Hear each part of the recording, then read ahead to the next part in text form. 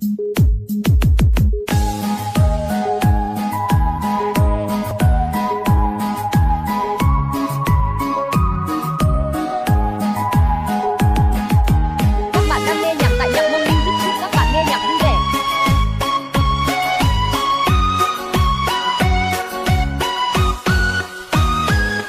mùa mông có dòng ua lúa cụ thia tua, có dòng gấu tia cụ thia nhia, có dòng gấu cha tàu luôn nhà, có dòng gấu chi cụ tia xa xa chi. Ô hô gấu mông, ô hô lên nụ mông tu giống chỉ so là kê cụ chỉ dòng gấu thì so là tân chi, cụ chỉ dòng gấu mà so là tua tàn luôn đi nhà, chờ cô chia câu chuyện đâu có lần nào. cụ nhẹ có lời tia gấu mông, lấy mua mông có mua riêng chìm cho kê.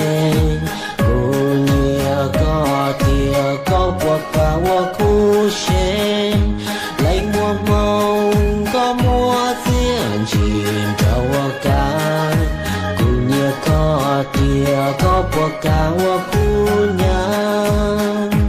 Lấy nụ mông mà nó tay linh tinh đầu ok mua dầu mông cứ mà ô có từ nhà chê mà nó tay linh tinh đầu ok mua dầu mông cứ mà ô có nia từ mẹ nhà.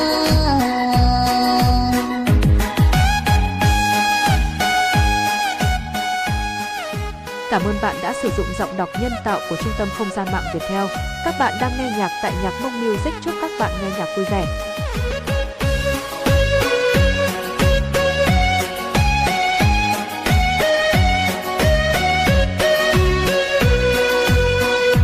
Lên mùa mông có dòng ua lúa cụ thia tua, có dòng gấu tia cụ thia nhia, có dòng gấu cha tàu luôn nhà, có dòng gấu chi cụ tia xa xa chi. Ô hô gấu mông, Ô hô lên nụ mông tu giống chỉ so là kê cụ chỉ dòng gấu thì so là tân chi, cụ chỉ dòng gấu mà so là tua tàn luôn đi nhà, chờ cô chia câu chuyện đâu có lần nào. cụ nhẹ có lời tia gấu mông, lấy mua mông có mua riêng chìm cho kê.